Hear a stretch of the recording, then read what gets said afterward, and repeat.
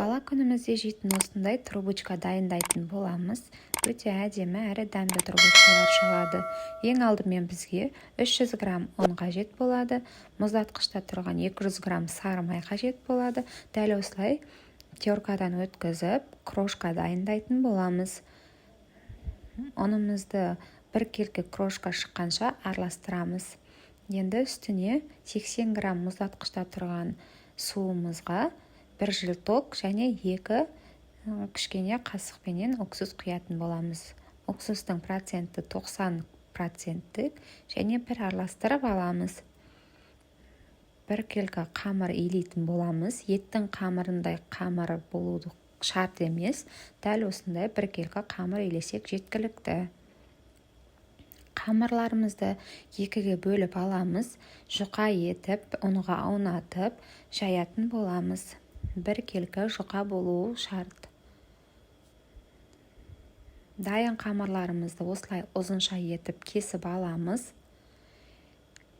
Менде трубочканың қалыптары бар, оны кондитерский магазиннен алсаңыздар болады.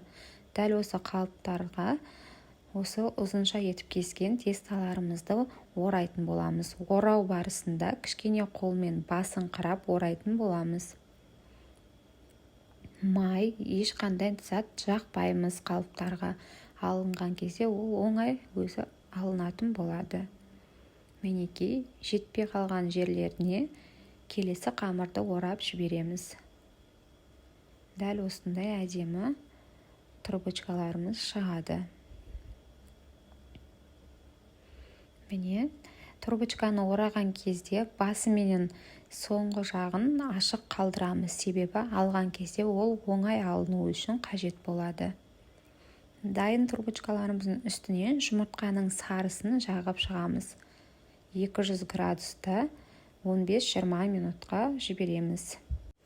Енді трубочкаларымыздың кремін дайындайтын боламыз. 50 грамм суымызға 150 грамм қантымызды салып, орта жылдамдықта газге қайнататын боламыз. Сиропымыз сары түске ену қажет, және де 75 грамм белогымызды миксерлейтін боламыз. Миксерлеу барысында жоғарғы жылдамдықпен миксерлейміз. Дәл осылай белогымыз ыдысымыздан түспейтін, өз-өзін ұстаған белок болып шығуы қажет.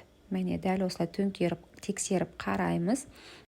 Дайын сиропымызды белоктың үстіне құятын боламыз. Ол үшін бізге белокты миксерлей отыра сиропты құямыз. Сиропты ыстық күйінде құятын болғандықтан дәл осылай миксерлей құятын боламыз. Белогымыз пісіп кетпес үшін. Жоғарғы жылдамдықта миксерлейміз.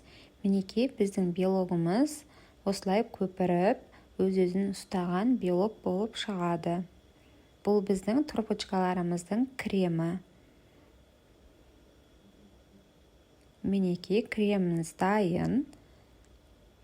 Өзін-өзін ұстаған, өте нәзік, өте жұмсақ крем дайын болады. Бұл кремімізді кондитерский магазинде арнайы крем салатын мешоктар сатады. Сол мешоктарға құйып дайындап аламыз. Мінекей, біздің дайын піскен трубочкаларымыз дайын. Трубочкаларымызды суыту керекпіз. Мінекей, сынбаған, өз формасын ұстаған трубочкалар шығады. Сіздерге рецепт ұнаса, лайк басып, комментарий жазып қолдап кетіңіздер.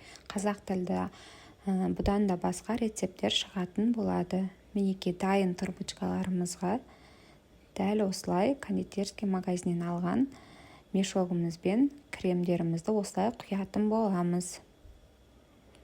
Кремдер еріп, немесе ағып кетпейді, өз формасын ұстаған крем шығады. Мінекей, біздің трубочкаларымыз дайын. Ас болсын, сіздер де жасап көріңіздер. Өте нәзік әрі әдемі көріністе болады.